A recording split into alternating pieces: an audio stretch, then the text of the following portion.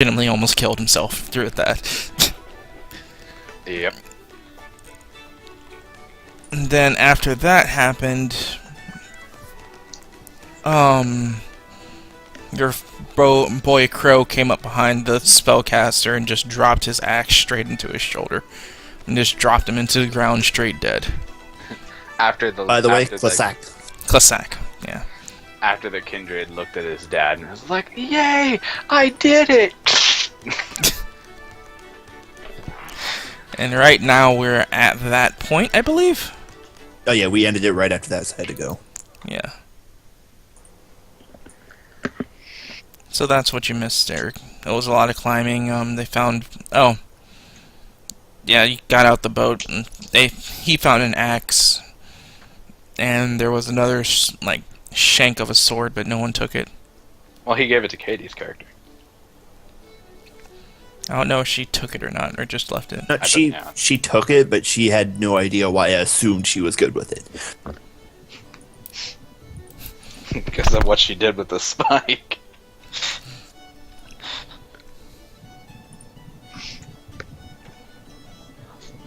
So as soon as we finish killing these guys, you can take the guy that I murked. You can take his sword and shield, and then he'll be good.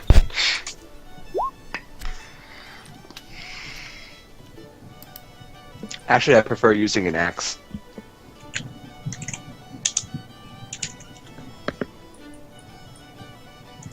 Okay, well you can take his shield then.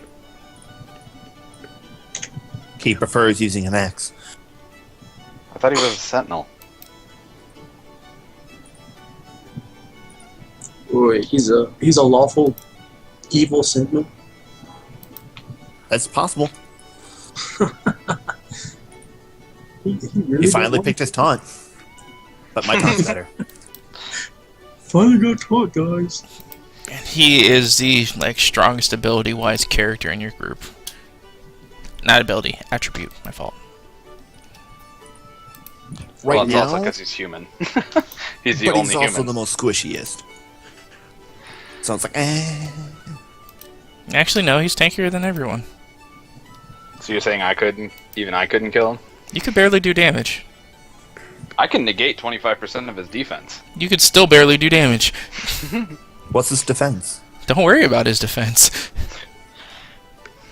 Well, it's not like I'm actually going to it. Well, never mind. I'm gonna retract that. You guys are evil. Why would I give you that info? That's why I retracted my statement.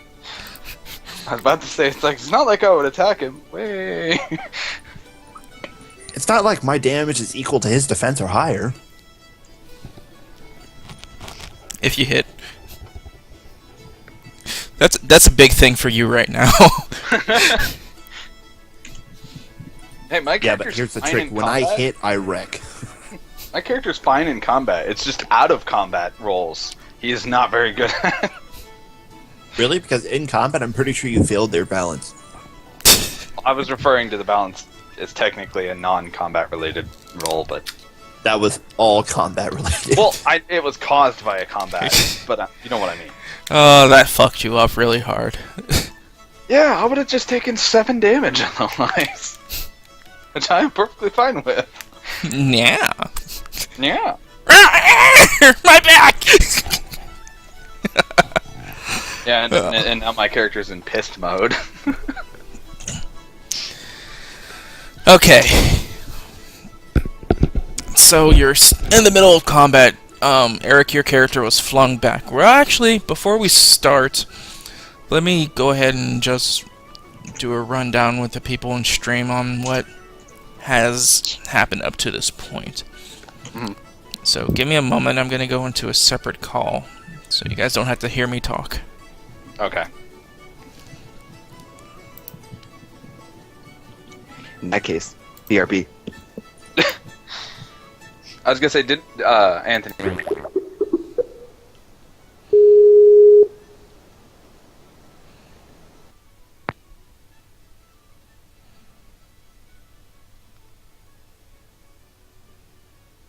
All right.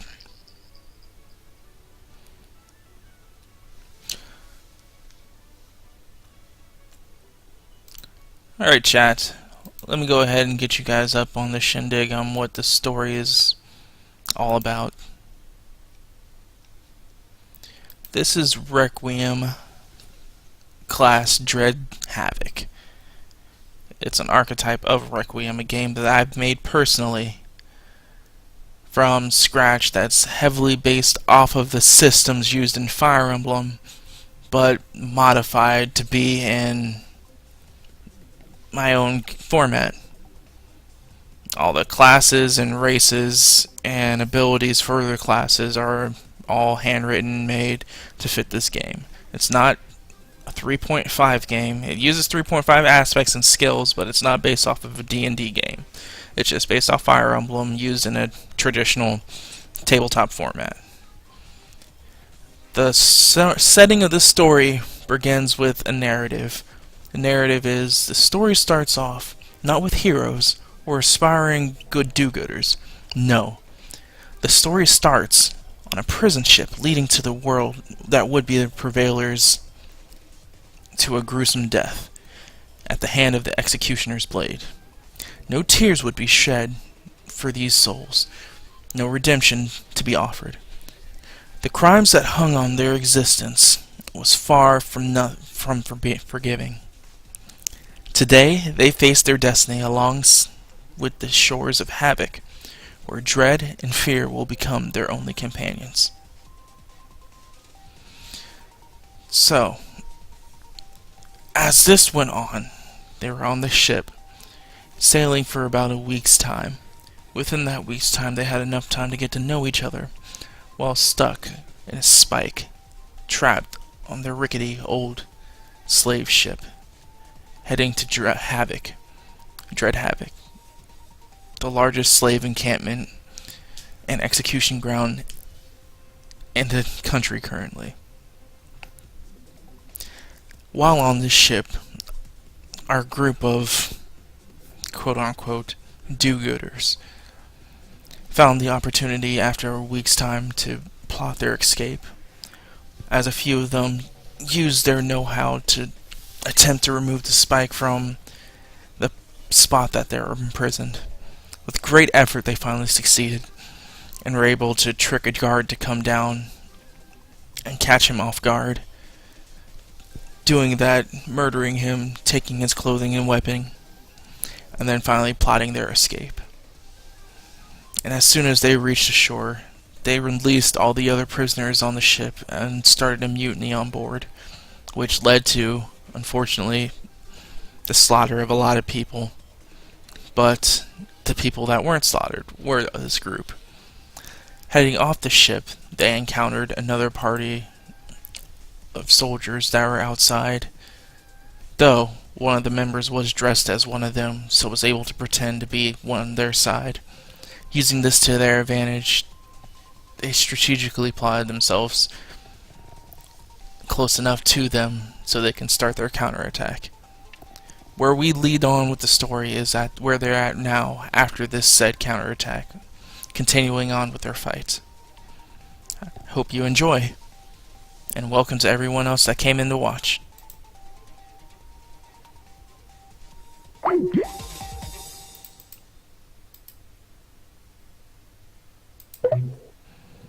Alright. You do realize that put the call on hold for all of us. Does it? Yes, it did. Oh then. Fail. Deal with it.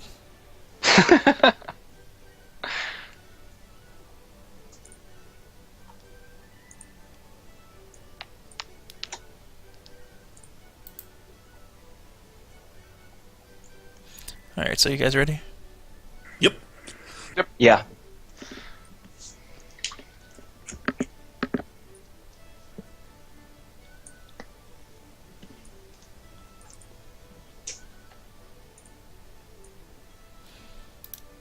Alright, so Cossack, you Yo.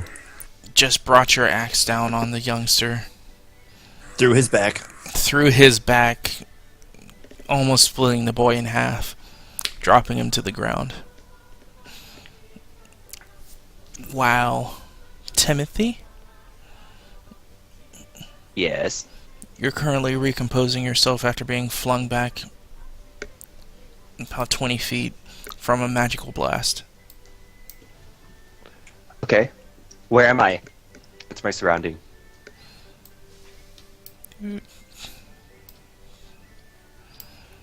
You're at the base of the water right now, leading off into a steep, or not steep, into the beach. I don't have any weapons on me, do I? No, you do not. Recently, you've just been fighting with your bare hands, trying to hold on to the enemies to giving your allies a better chance on scoring hits against them.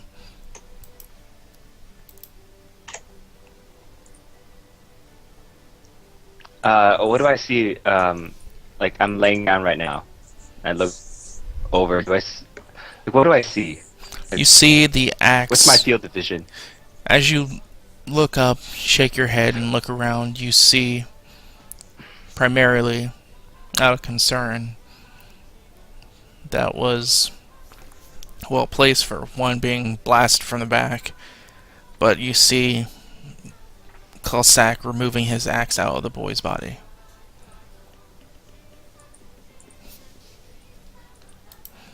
And with that, you turn around and look around. You notice a board leading from the ship to the shore. Take care, man. See you again.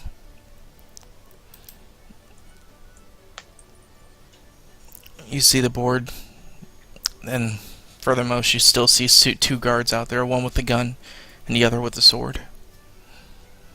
And you notice Lou flying all the way up in the sky currently, over the trees themselves. And then you see... What is your name on here, Omega? Zeticus. Zeticus, currently trying to position himself as well. After he took a lot more painful fall. You can obviously tell on his face that he was visibly in pain.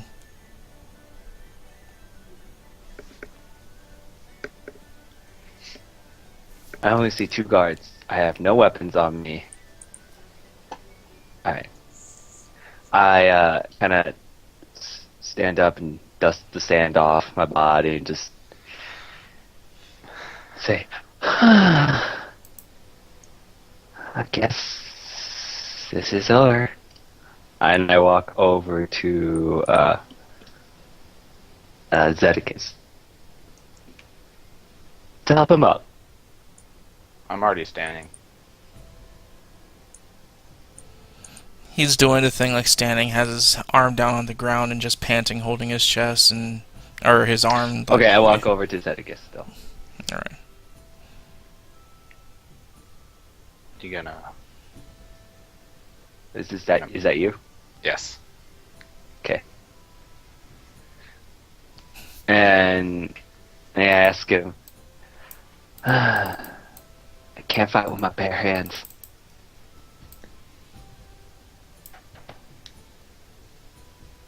You have any bright ideas? Hold the other guy so me and Cossack can deal with him. You got it. Okay. But I can't do it.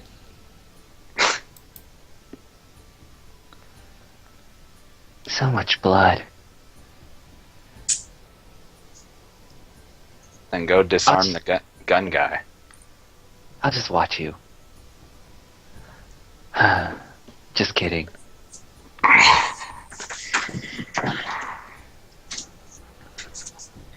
I guess that's my turn.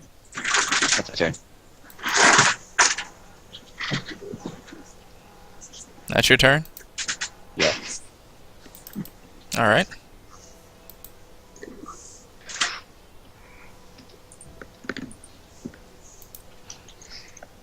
And yeah, you just killed, so it's just their turn now. Well, Katie hasn't gone yet. I'm worrying about that. Okay. The man that was standing next to the child just gives off a howl in anger as he swings